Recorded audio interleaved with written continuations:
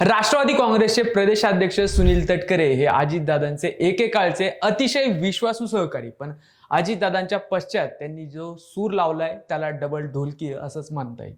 विलिनीकरण अंतिम टप्प्यात आलं होतं, पण अजितदादा असताना विलिनीकरण आणि अजितदादा नसताना विलिनीकरण यात खूप मोठा फरक आहे असं तटकरे यांनी म्हटलंय. दुसरीकडे राष्ट्रवादी काँग्रेसच्या घटना बदलावरून वातावरण तापलंय. कार्याध्यक्षाला अध्यक्षासारखे अधिकार बहाल करण्याचा मुद्दा कळीचा ठरलाय. त्यामुळे पक्षाचे कार्याध्यक्ष प्रफुल्ल पटेल आणि प्रदेशाध्यक्ष सुनील तटकरे यांच्यावर पक्षाच्या नेत्या व अध्यक्षा सुनेत्रा पवार या अतिशय नाराज असल्याचं बोललं जातं. याच पार्श्वभूमीवर सुनेत्रा पवार यांचा दिल्ली दौरा चर्चेचा ठरलाय. भाजपच्या नादी लागलेल्या तटकरेंची भाषा इतकी दुप्पट कशी झाली? पटेल आणि तटकरे यांना पक्ष हायजॅक करायचा आहे का?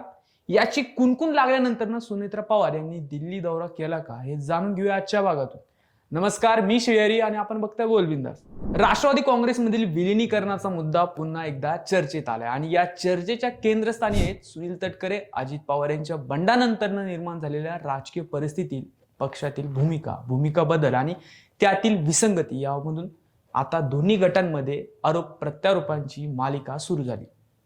सुनील तटकरे यांनी अलीकडेच स्पष्ट केलं की अजित पवार यांनी घेतलेल्या निर्णयांच्या वेळी झालेल्या विलिनीकरणाची परिस्थिती वेगळी होती आणि सध्याच्या विलिनीकरणाच्या चर्चेचा संदर्भ वेगळा आहे. त्यांच्या मते त्या काळातील राजकीय परिस्थिती, सत्तेचे समीकरण आणि पक्षातील अंतर्गत घडामोडी या सर्व बाबी वेगळ्या होत्या. त्यामुळं त्या निर्णयाची तुलना आजच्या परिस्थितीची करणे योग्य नाही असं ते म्हणतात. तटकरे यांनी असं म्हणणं म्हणजे भाजपच्या नादी लागण्याचा प्रकार असल्याची टीका सध्या होती. 28 जानेवारी रोजी विमान अपघातात अजितदादा पवार यांचं निधन झालं. या घटनेला आता 2 महिने झाले. दादा असताना विलिनीकरणाची तयारी जवळपास पूर्ण झाली होती. 2 महिन्यात दोन्ही राष्ट्रवादीची विलिनीकरण करायचं असं असताना तेव्हाची परिस्थिती वेगळी होती आणि आत्ताची परिस्थिती वेगळी असं तटकरे म्हणतात. पण 2 महिन्यात अशी परिस्थिती काय बदलली हे त्यांना सांगता आलेलं नाही. खरं तर सुरुवातीला विलिनीकरणाबाबत आम्हाला काहीच माहिती नाही असं तटकरे, प्रफुल्ल, छगन भुजबळ आदी नेत्यांनी वारंवार सांगितलं आणि आता या राष्ट्रवादीच्या विलिनीकरणाची मला आधीच माहिती होती असं तटकरेंनी सांगितलं. यावरून विलिनीकरणाबाबत ते किती सोयीस्कर भूमिका घेत आहेत आणि कोणाच्या तरी सांगण्यावरून वागत आहेत अशी शंका घ्यायला वाव आहे. त्यामुळं शरद पवार यांच्या नेतृत्वाखालील गटाने तटकरे यांच्या या भूमिकेवर तीव्र टीका केली. त्यांच्या मते तटकरे यांची भूमिका ही स्पष्ट नसून ती दुटप्पीपणाचं उदाहरण आहे. एकीकडे अजित पवारांच्या निर्णयाचं समर्थन करायचं आणि दुसरीकडे सध्याच्या विलिनीकरणावर वेगळा सूर लावायचं, हे राजकीय सोयीस्करपणाचं लक्षण असल्याचा आरोप केला जातोय. त्यामुळं मुळात तटकरे यांच्या विधानांमध्ये एक प्रकारची अस्पष्टता दिसून येते. सुनेत्रा पवार यांनी याबाबत आतापर्यंत मौन बाळगलं असलं तरी तटकरे यांच्या विधानाबाबत त्याही नाराज असल्याचं समजते.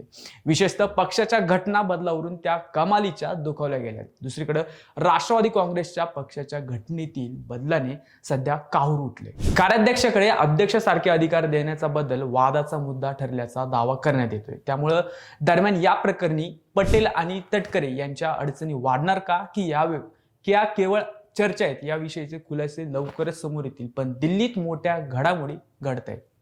राष्ट्रवादी पक्षाच्या घटना बदलाबाबत पटेल आणि तटकरे यांनी सुनेत्रा पवार यांच्याकडे स्पष्टीकरण दिलं होतं. तर या दोन्ही नेत्यांच्या स्पष्टीकरणावरती सुनेत्रा पवार या असमाधानी असल्याची माहिती सूत्रांनी दिली. पक्षाच्या घटनेत बदल करून अध्यक्षांसोबत कार्याध्यक्षांकडे अधिकार द्यावेत असं पत्र पटेल आणि तटकरे यांनी निवडणूक आयोगाला दिलं होतं. 16 फेब्रुवारी 2026 रोजी असा पत्रव्यवहार झाला होता. अजितदादांचा विमान अपघात 28 जानेवारी रोजी झाला होता. त्यानंतर हा पत्रव्यवहार करण्यात आला. या पत्रानंतर सुनेत्रा पवार यांनी निवडणूक आयोगाला हे सर्व पत्र व्यवहार अमान्य समजावेत आणि त्याकडे दुर्लक्ष करावं असं पत्र पाठवलं होतं.